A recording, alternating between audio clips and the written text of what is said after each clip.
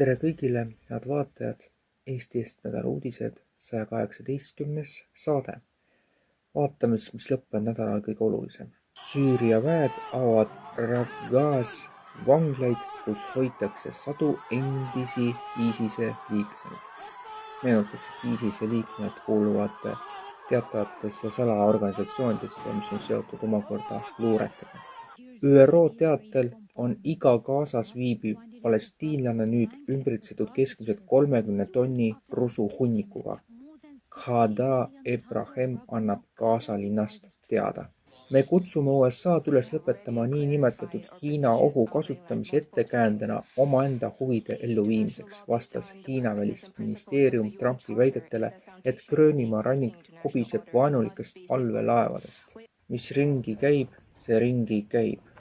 Relvastatud meeleavaldajad seisavad ICE ees valvel kogu Minneapolises. Saksa telekanali Channel 2 hoone hõivati, kuna aktivistid protesteerisid Süüria juhi Berliini visiidi vastu. Von der Leyen rahastab. Al-Julani korraldab massimõrvu. Põllumehed üle kogu Euroopa Liidu kogunevad Strasbourgi enne suurt protesti EL-i lepingu vastu Mercosur.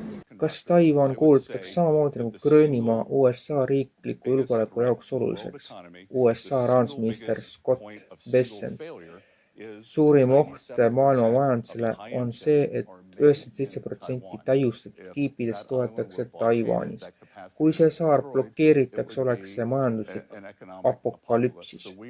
Lõunakorealased nõuavad USA ühiste sõjaväeõppuste ja Põhja-Korea vastase provokatiivse poliitika lõpetamist. Frank Smithi reportaaž Soulist. Ma olen juba edastanud selge hoiatuse. Kui midagi juhtub, pühime kogu Iraani maa pealt minema, ütles Trump eurooplastele. Võib-olla saaksite meie eeskuju järgides palju paremini hakkama, sest teatud kohad Euroopas pole ausalt öeldes enam isegi äratuntavad.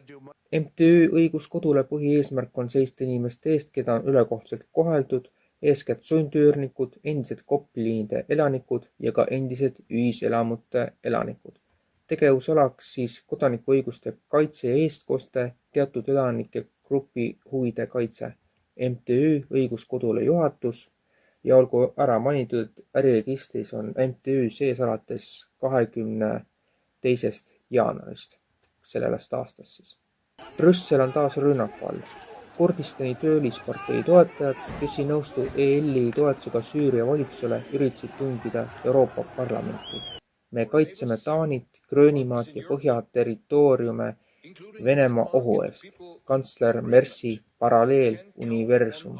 USA president Donald Trump oma rahunõukogu allkirjastamise tseremoonial Davosis, Šveitsis. Kui see nõukogu on täielikult moodustatud, saame teha peaaegu kõike, mida tahame.